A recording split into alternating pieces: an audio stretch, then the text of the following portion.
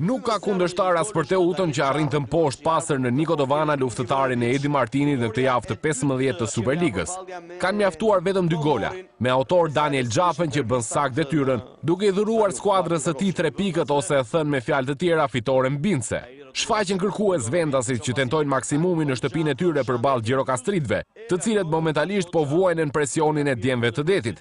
Përpiqen her pas here vendasit në gjysmëfushën e rivalëve, por konkludimi nuk përmbush pritshmëritë, të paktën për momentin. Minutat kalojnë dhe reagimi i luftëtarit është thuajse inekzistent. E përpasoj kjo situatë favorizon Teutën që e ka tetë të thjeshtë të depërtojë në defensivën e miqve, por pa mundur të realizojë ende. Kaq mjafton për këtë pjesë të parë ku të dy rivalet kthehen në dhomat e zhveshjes me llogaritë e hapura, pa fitues momental ndonse Teuta qëndroi më lart në lojë. Me rikthimin në fushë shtohet presioni nga vendasit që kërkojnë me do e mos zhbllokimin e rezultatit. E pikërisht vjen edhe momenti shumë pritur.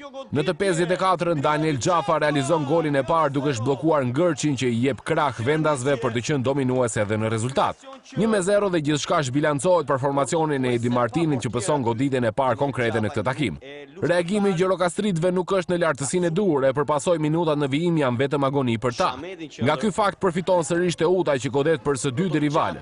Daniel Xhafa në të 80-ën arrin të realizojë dobjetën e tij personale në këtë sfidë, duke dyfishuar kështu e përsin që i çon vendasit të qetë drejt fitores së merituar. Të dorëzuar përballë rezultatit, miqtë nuk kanë më shpresa për të dalë me pikë nga kjo sfidë. Sfidë e cila mbyllet pas vërshëllimit së kryesorit që vulos përfundimisht fitoren e Teutës me rezultatin e pastër 2-0 dhe humbjen e 2 të radhasi për këtë fazë.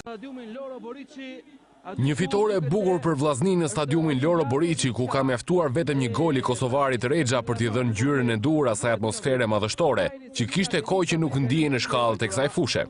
Rikthimi i tifozërisë dhe provorimat e tyre për kuqe bluti dhan tonalitet tjetër kësaj sfide, duke shtuar këtu edhe mbylljen perfekte të 90 minutave që vulosi fitoren minimale të vendasve që arkivojnë 3 pikë të rëndësishme në javën e 15 të Superligës. E bindur dhe e qartë në ide nis Vllaznia që në start duke rrezikuar fillimisht me Ajdarin që godet bukur drejt portës, por pa gjetur golin. Megjithatë, duhet të kalonin vetëm 10 minuta që situata të zhbllokojë.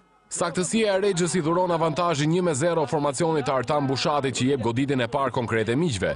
Sërish bëhen kërkues vendasit, por këtë radhë është Afili që tenton të befasojë gardianin Kuksian nga distanca, ndonse Alila e bën më të mirën duke shmangur rrezikun. Reagon formacioni Armando Cungut ku Popović godet me kokë drejt portës, pa mundur të mposhtë saksinë e Vujadinović.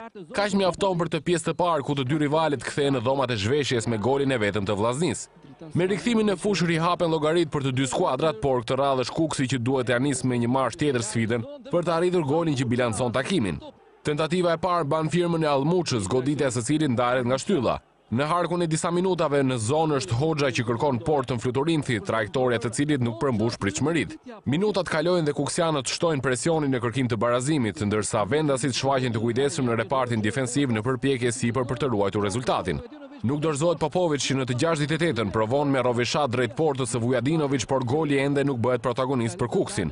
Vllaznia ka rastin më të mirë për të shënuar me anë të Gjinit që i vetëm përballë Alilajt nuk arrin të gjejë rrugën e golit të dytë. Ndonse nuk mbetet edhe shumë nga fundi kësaj sfide, miqtë tentojnë edhe një herë fatin në kërkim të barazimit. Për këtë mendon Progni që godet bukur për të befasuar Vujadinović, por ky i fundit grushton sakt duke refuzuar barazimin për Kuksin.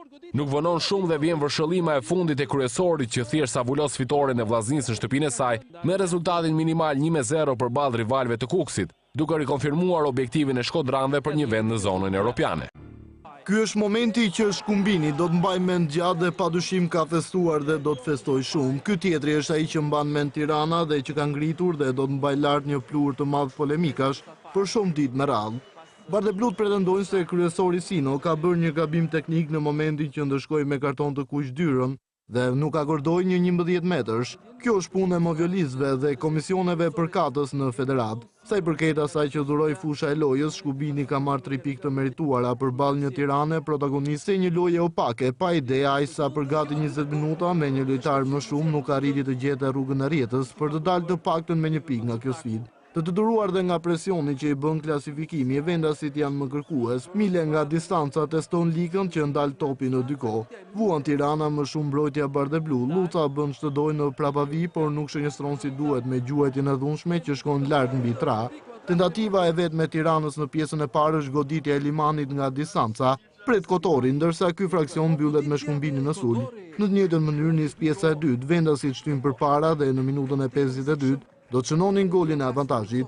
Pisha pengon Milen brenda zonës, 11 metër, Sino nuk ka dyshim, ndërsa nga pika e penaltis Mustafa i mposht pikën. Pa forcë reagimi i Tiranës, ndërsa vetëm pak minuta më pas do të regjistrohet dhe momenti më i debatuar i kësaj sfide, gjyra përdor duart për ndalur Ferrën brenda zonës. Sino ndërpret lojën, vetëm kartoni kuq për mbrojtësin, por jo penalti. Bardhe blut reklamojnë, por jo me shumë forcë, ndryshe nga sa do të bëjnë në përfundim të ndeshjes. Kërkohet gabim teknik, gjithçka do të vendoset në instancat përkatëse, por Tirana duhet qajt dhe këtë rast të shkëlqyer për të barazuar rezultatin në minutën e 80, nuk sjell asgjë, goditja me tak e Morinos. Në fund 1-0 për Shkumbinin. Flamurtari i fazës së dytë është ndryshe, shumë dyshuan për këtë pas fitores të përfolur të vlonjatëve në mësjavë kundër Bylis, por konfirmimi për këtë vjen në transferin e Laçit. Sukses me përmbysje për formacionin e Ernest Gjokës që katapultohet në klasifikim duke barazuar me pikë Tiranën në vendin e tretë të renditjes. Zhgënjen Laçi që i ka dhënë fund rezultateve pozitive në përballjet e fundit direkte. Dhe minutat e para të sfidës projektojnë se Laçianët do të jenë sërish macja e zezë për flamurtarin. Emurllai jep sinjalin e parë për këtë në minutën e tretë, e dhunshme goditja e sulmuesit mbi trashkun topi. I dobët reagimi miqve me Muzakën që provon nga distanca, Laçi rrit presionin dhe në minutën e 10 është sërish Emurllai që rrezikon. Sërish gabon sulmuesi ndërsa reklamojnë te kryesori Pashai Vlonjatët, që pretendojnë se ky aksion ka nisur nga një ndërhyrje e gabuar në dëm të Rajovic. Asnjë ndryshim në rezultat, ndërsa ofensiva vendase vijon me Bilibashin në minutën e 17. Mesfushori shmak mbukur mbrojtjen, por goditja nuk ngjitet në lartësinë e driblimit. Për të parë rastin e parë të rrezikshëm të flamurtarit duhet vinte minuta e 32, ku që gjuan me kokë brenda zonës, i vëmendshëm Vashaku që ruan të pandryshuar rezultatin në pjesën e parë të ndeshjes. Një tjetër skenar, duron fraksioni i dytë, Soza rrezikon i pari, Argentina si nisur në një pozicion të dyshim shfrytëzon shpejtësinë, por nxitohet në goditje, ja shkon topi, ndërsa për ndryshuar shifrat e sfidës duhet të vinte minuta e 59. Për gjumje totale e mbrojtjes vlonjate, përfiton Imani që i shërbyer nga Doku nuk gabon. 1-0 për Laçi, ndërsa këtu sfida bëhet malore për skuadrën e Gjokës. Laçi kërkon golin e qetësisë, por ndëshkohet në minutën e 73. Arkimi i Micit nga e majta gjen Sozën që këtë herë me kokë ndal topin në rrjet. Gjithçka kthehet në barazpesh dhe kështu duket se kjo sfidë është destinuar të mbyllet. Edhe koha e rregullt skadon në shifrat 1-1. Goditja e nokautit për Laçin vjen në minutën e 3 shtesë. Dalja e pasudyuar e Vashakut dhe vendosja e gabuar e mbrojtjes favorizon Bratic. Mbase nuk është i kroatit goli, por nuk ka dyshim që ai është protagonist në golin e fitores për flamurtarin. Një tjetër hap falc pas asaj humbje në shtëpi me vllaznin mund të ishte fatale, por Skënderbeu nuk i lejon kundërshtarëve luksin për të shpresuar të hapja de facto e garës për titullin kampion. Skuadra e Mireliosës kthehet te fitoria në transfertën e Fierit kundër Apolonis, duke mbyllur sfidën me rezultatin 1-0. Asnjë shëtitje për kampionët në fuqi, në loni Pabuqiu, të zotët e shtëpisë bëjnë rezistencë, por kaq nuk mjafton. Goli i Bicit në pjesën e parë do të vulloste fatin e ndeshjes, duke kthyer Skënderbeun në galopimin e tij drejt titullit të tretë kampion. Pa plotësuar ende minuta e dytë, Plaku ka mundësinë më të mirë për të kaluar miqën e përsi, shpërthimi i sulmuesit që bën të pavlefshme daljen e portierit, por topi shkon ngjitur me shtyllën e majt. Skënderbeu preson dhe në të gjashtën në shpejt që rrezikon, me kokë kroati por largon rrezikun në vijën fatale Sadik. Kundër përgjigjet Apolonia, Riba i godet në hyrje të zonës e sakt ndërhyrja e shejit. Sfida luhet hapur me dy skuadrat që vizitojnë zonat e reciproke, por më të rrezikshëm janë të besuarit e Josës.